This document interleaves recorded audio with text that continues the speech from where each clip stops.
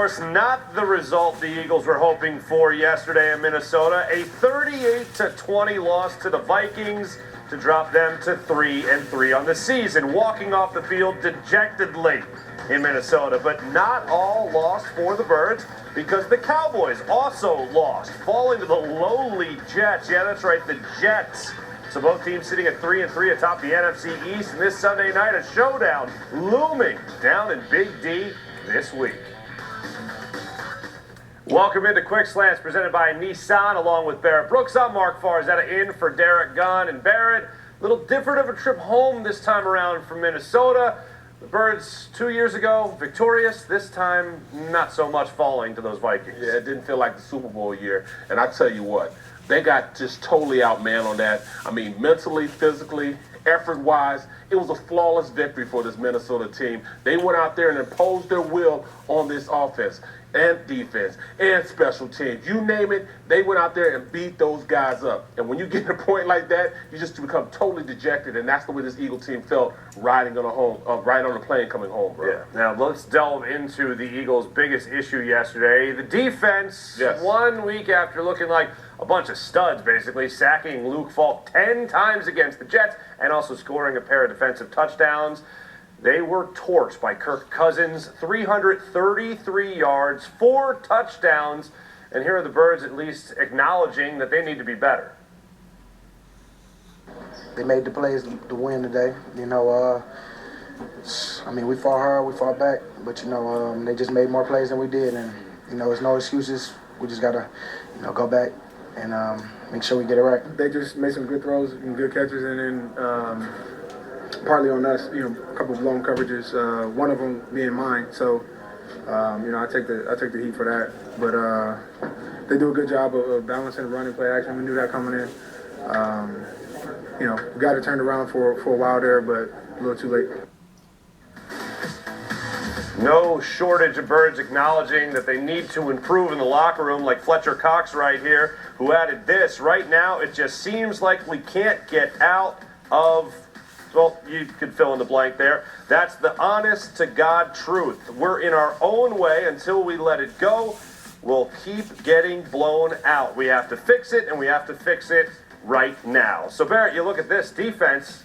Is it at all fixable? Well, that's the question right there that, you know, they themselves have to answer. I think it's more so a health issue.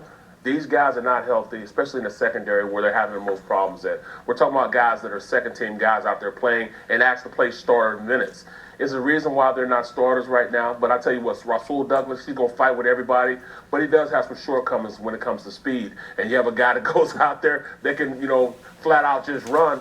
Of course, he's going to have some problems with it. So what do? You make sure you compensate that with having guys over the top of him. Well, that's what, you know, Malcolm Jenkins is talking about.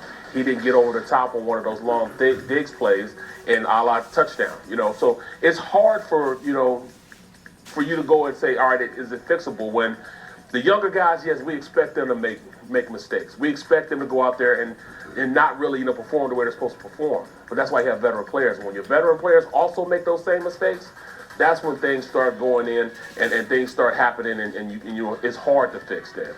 I truly have a lot of respect for this defense coming back and going out there and playing well, especially this Sunday against Dallas. I truly believe they will. But they have to go out there and cross their T's, dot their I's. Minnesota offense came out and played old school football. I mean, it was Stone Age football. They went out there in 21 personnel. That's 2 running backs, 1 tight end. They did it the old-fashioned way. They ran in between the tackles. Now, they didn't have a lot of yards. It was only like 120 yards rushing the ball. But just the fact that they went out there and tried to establish a run opened up their play action. And that's how they beat this Eagles defense. That's how they beat the secondary. They moved the pocket around. They made sure that at this point the quarterback was comfortable back there because they moved the trajectory where he was going to throw the ball. A lot of boot plays. And until they stopped, you know, chasing plays down from the back with boot plays, they're going to have problems with that because the defense didn't crash it so much to make a play in a run. It opens up the pass on the outside. Look at the reverse they ran. The end crashed down so far that they got outwinged going outside with the reverse. Those are all things that can be corrected, but it takes those guys going in and crossing their T's and dotting their I's to stop that. This team can be really good, but until health-wise they come back together, getting Jalen Mills back, Getting guys like that are not playing right now and that are truly starters. Ronald Darby, it's going to be hard pressed to go in there and change everything. We're already behind the buck because we have 2 quality defensive tackles that are not playing, Jackson and Jernigan. Now you're saying that that the safeties are not playing as well. Also, it's really hard until everybody starts doing what they're supposed to do.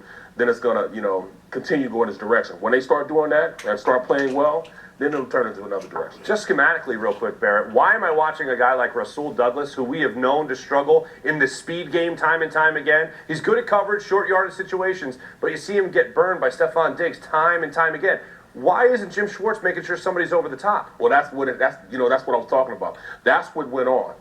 He did have somebody to go over the top, but he didn't get there. That's what Malcolm Jenkins is talking about. On that play, he was supposed to rotate, and after he followed the tight end over, he was supposed to rotate back and become that deep safety help for Rasul Douglas. Rasul thought he was going to sit down in the flats area with that play. Well, he sat down, and he's supposed to keep running with him. There was no threat in his area. He's supposed to run with a little bit, but he's still supposed to have a safety over the top to help him out on that. And that's a veteran player, kind of leaving the young player out to dry. We all know Rasul Douglas has some inefficiencies at probably speed when you have a guy like Diggs who runs like a 4.440, and then you have Rasul Douglas running a 4.5 40. That's a little bit of a speed difference, but you can protect him by putting somebody on top of him. And when you're an older player, Malcolm Jenkins is trying to do a lot more. He's trying to get in for the run, stop the run, but he also has to do his responsibility and get over the top for the pass. All right, so that's the problem right now with the defense, and we could go on, being that they gave up 38 points in this game, Wow. but the offense fell short again, failing to get out of the gates early yet again for the 5th time, as a matter of fact, in the last 6 games. Eagles were in a double-digit deficit early on. But who do you blame for the offensive struggles there, Barrett? Well, it has to be a little bit of everything. Of course, we would say players play, but coaches also coach. And I really think that Minnesota went out there and out-coached our offensive players, also offensive coaches also. I mean, they picked away, points in which we kept running the same play. We had a bunch formation on the outside. Now, they ran it 3 times. And every time they ran it, you could tell that Minnesota was starting to edge over a little bit to see if they could stop it. Well, they run a bunch formation, and they ran a wide receiver screen to Alshon. He gets it, makes a first down. Run it again with Nelson Aguilar. He runs it. He does okay with it. Then they try to run it again, go to the third. After a while, the defense is going to be like, oh, nuh-uh, you're not doing it to me again.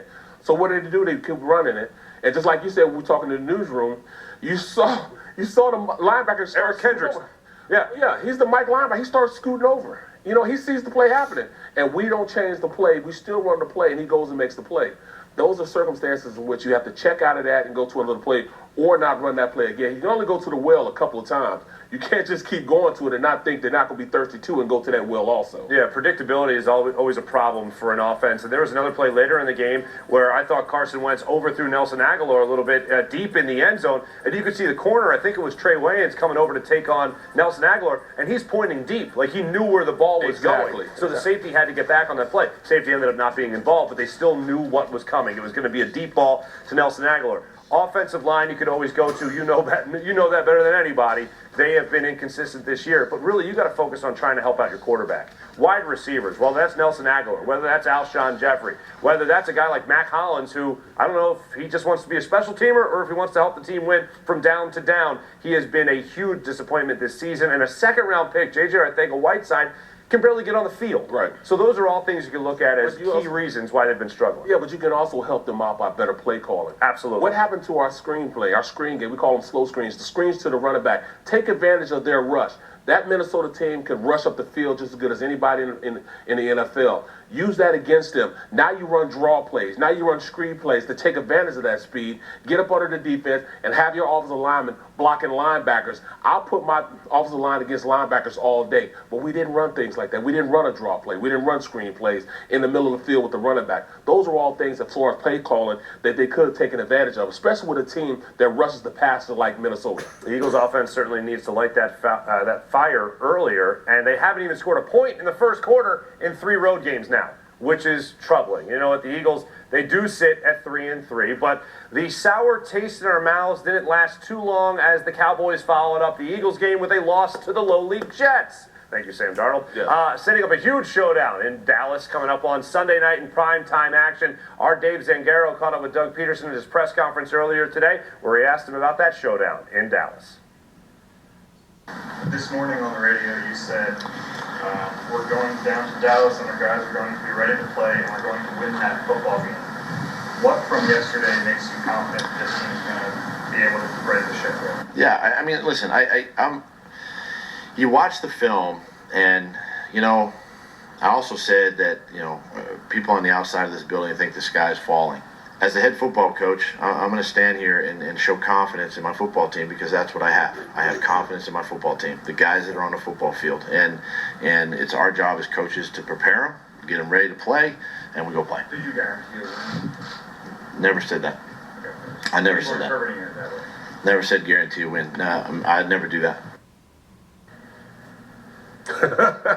So walking it back just a tad from the initial comments, I guess, Barrett. But you listen to the coach right there, and they're saying what? That they're going to go there and they're going to win. More importantly, are they going to go there? And also, do you feel like that's a good thing for the coach to put that vote of confidence in his play? Oh, absolutely, absolutely. I've been around coaches on both sides. I've been around overly confident coaches. I've been around coaches that aren't confident at all. In fact, when I played in Detroit, we had a coach, man, Bobby Ross.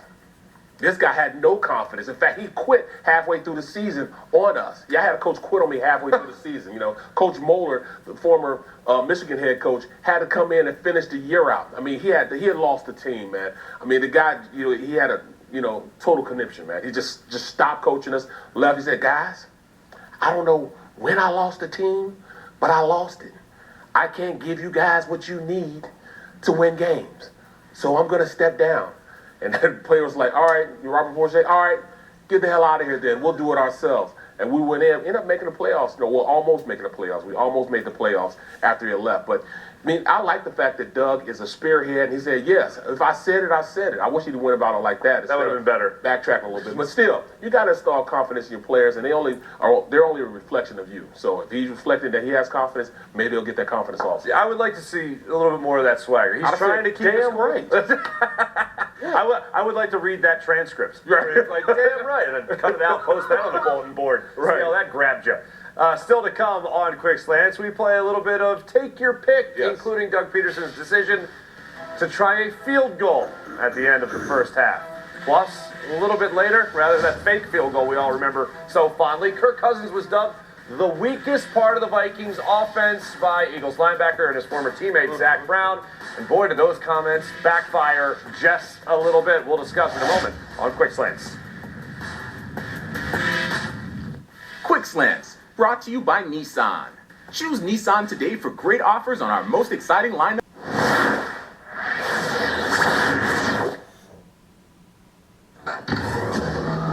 The Vikings sent out this tweet following yesterday's win. It simply said, the weakest link, which Zac Brown dubbed Kirk Cousins ahead of the Birds' loss to the Vikings yesterday. Cousins now 6-3 all-time against the Eagles, including his days in D.C., and Brown refused to answer questions about his comments following the game. Barrett, come on. I mean, Zac Brown, if you're going to make that bold a statement before the game, after the game, you got to back it up a little bit. You got to man up, man. And how about during the game?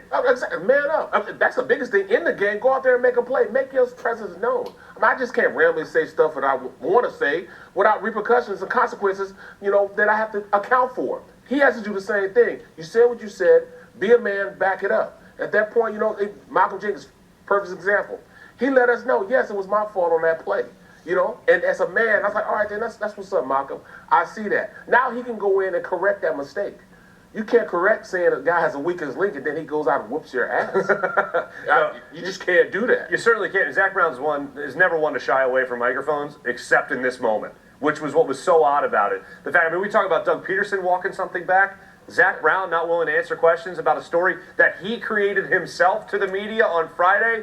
That's not the way to go about handling something. First and foremost, make the play on the field to make sure that your statement was correct. And if you can't, at least man up. Sidney Jones even addressed the media after the game. If he's doing it, come on, Zac make Brown. you laugh, make you cry. We'll have more Quick Slants coming your way in 90 seconds.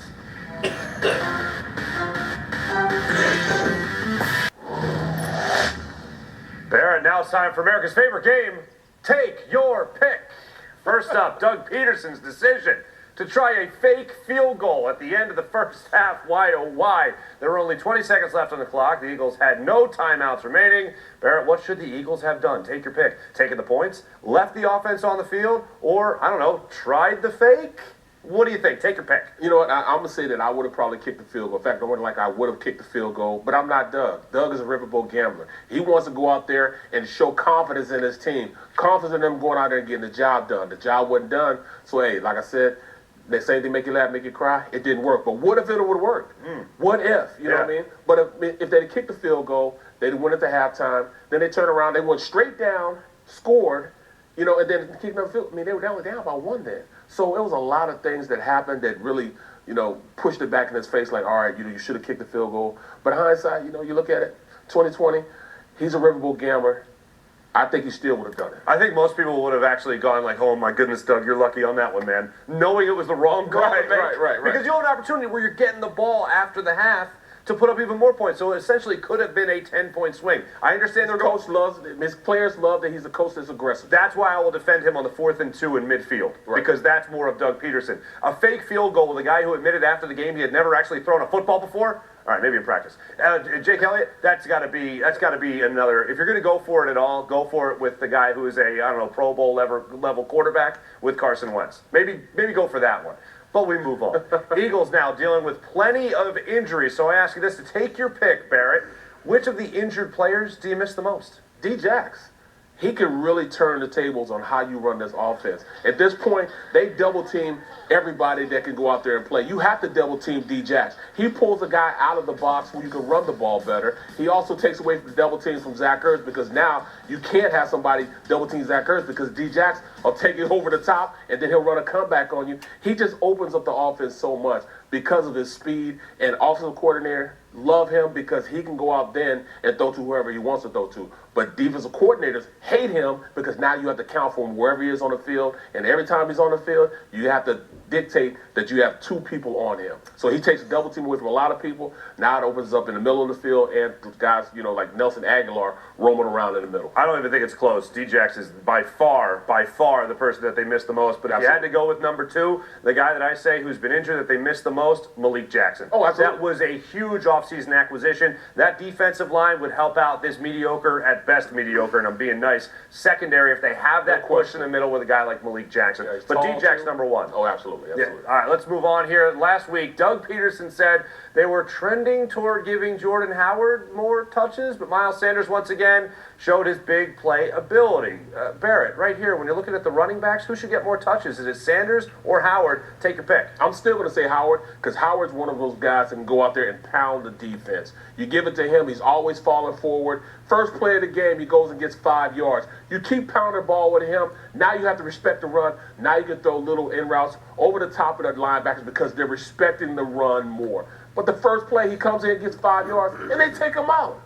Put Sanders in. I love Sanders, but he's one of those guys you put in on special circumstances. Thunder and lightning, let lightning come in after Thunder's went up there and wreaked havoc in that defense. Yeah, it's right now with Deshaun Jackson being out, the only guy that has that big playmaking ability, if you will, is a guy like Miles Sanders. He's our deep threat. And he and Carson Wentz look like they've been playing together for years when they run that little wheel route. They execute it to perfection. That's the one thing you can hang your hat on right now in this Eagles offense, when it comes to the passing game, that is. And finally, take your pick, Barrett. How many wins is it going to take to win the NFC East? I'm going to say 10. At this point, the Eagles have to win 7 more games in order to win this division. They have to win it. Because if they can win 7 more games, we know that Dallas still has 2 really good games they got to play.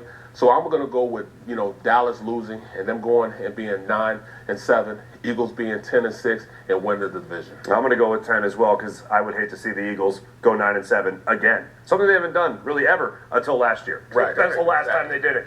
Still to come, we can't emphasize this enough. The Cowboys lost to the Jets. They're coached by Adam Gase. Who loses to Adam Gase? I don't care who the quarterback is. But the biggest surprise we saw in Week 6, Barrett and I will take our picks on the other side.